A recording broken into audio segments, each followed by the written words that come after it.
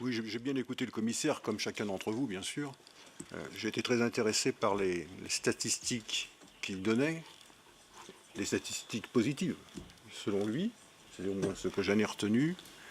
Ce qui m'a surpris quand même, c'est un peu le flou dans lequel il est resté pour la suite. On peut quand même être surpris et étonné que, alors que la stratégie 2020 a démarré, que la stratégie de Lisbonne a été abandonnée en cours de route, d'une certaine façon, et remplacée par la stratégie 2020, que dedans, il n'y ait pas quelque chose qui intéresse précisément et qui intéresse la santé, la sécurité au travail. Ce que je trouve aussi assez extraordinaire là-dedans, c'est que dans cette stratégie 2020, qui a donc succédé à la stratégie de Lisbonne, on a, enfin moi je n'ai pas eu connaissance finalement, d'une analyse pertinente de l'ensemble des objectifs qui avaient donné lieu à un échec.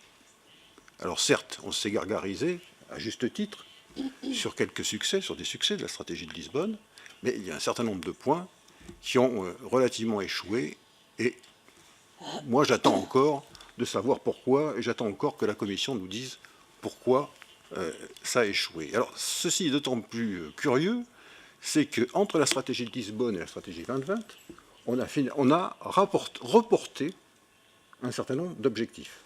Alors, il y en a un que je vais citer parce que j'ai dans mémoire, c'est les fameux 3% qui devraient être consacrés à la recherche, qui remontent à 2002, puisque c'est le Conseil de Lisbonne, je crois, des chefs d'État membres qui l'avaient décidé. On l'a eu dans la stratégie de Lisbonne. On en est resté à 2%, et il faut savoir que dans ces 2%, les 2 tiers doivent venir des entreprises privées. On en est loin. On reporte ça de façon automatique dans la stratégie de Lisbonne, sans qu'on modifie finalement l'approche générale de ce processus. Et donc je trouve qu'il y a soit des manques, soit des essais d'analyse pertinentes qui auraient fait qu'il y aurait eu des différences d'approche et de prise en charge d'un certain nombre d'objectifs entre les deux stratégies.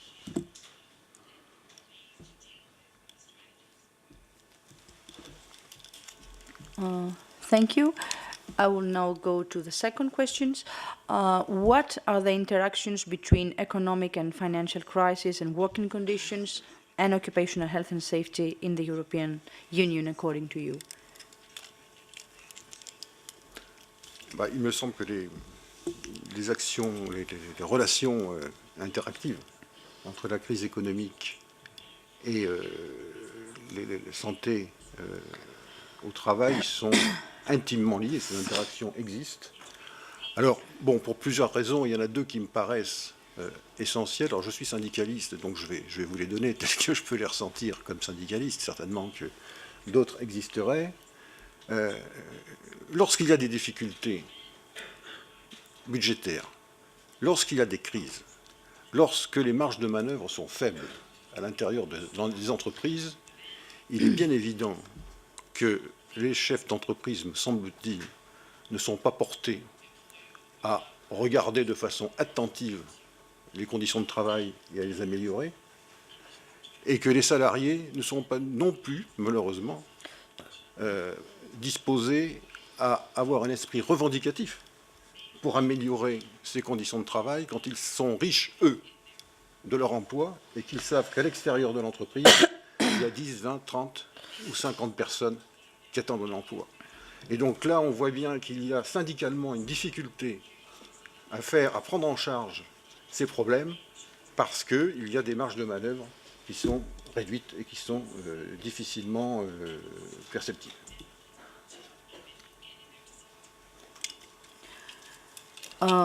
So we go now to the second question.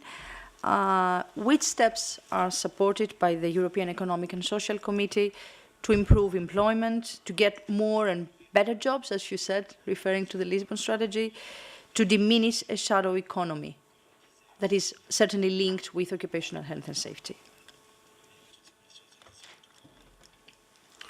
Ou alors on a fait d'abord on a ce qu'on appelle un comité de suivi de la stratégie de Lisbonne, de la stratégie, pardon, excusez-moi, 2020, qui comprend une trentaine de conseillers, 10 conseillers employeurs, 10 conseillers issus des organisations syndicales et 10 conseillers qui viennent des activités diverses et qui regardent et qui sont complétés par tous les... Donc nous avons une vision. Nous avons une vision exactement de ce qui se passe au niveau européen et de ce qui se passe dans chacun des États membres. Donc nous avons là un lieu d'analyse, de synthèse et un regard assez aigu que nous pouvons porter là-dessus. À côté de ça, nous avons fait un certain nombre d'avis, dont j'avais été rapporteur d'ailleurs, à la demande de la présidence, c'était la présidence danoise, sur réduction du déficit budgétaire et croissance.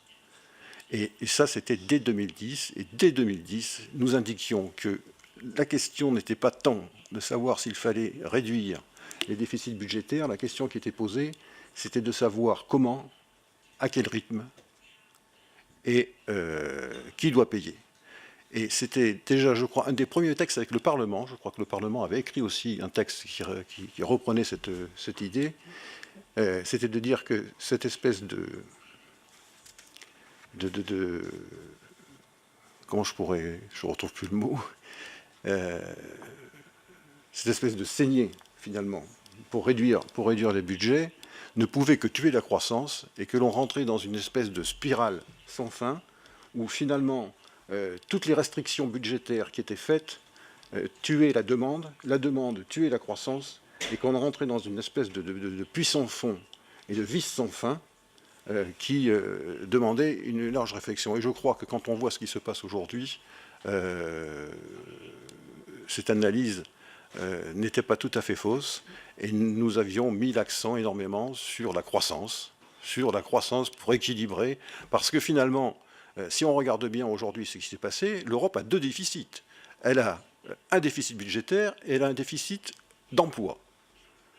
Et ce que l'on a fait, c'est qu'on a choisi le déficit budgétaire au détriment du déficit emploi, ce qui a complètement déséquilibré les choses.